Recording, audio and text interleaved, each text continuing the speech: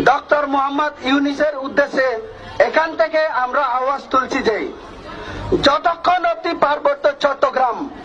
ভারতের অন্তর্ভুক্ত না হয় ততক্ষণ অব্দি সেনাবাহিনী পার্বত্য অঞ্চল থেকে প্রত্যাহার করতে হবে।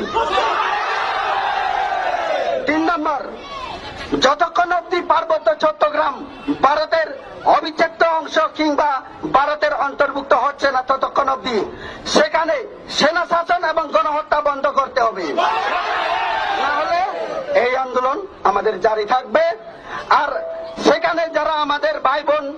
আমাদের জাতি ভাই, বাংলাদেশ পার্বত্য চট্টগ্রাম, খাগড়াছড়ি, দিঘিনালা, পানছড়ি পার্বত্য এলাকাতে যত সংখ্যক আমাদের ভাই বন্ধু রয়েছে,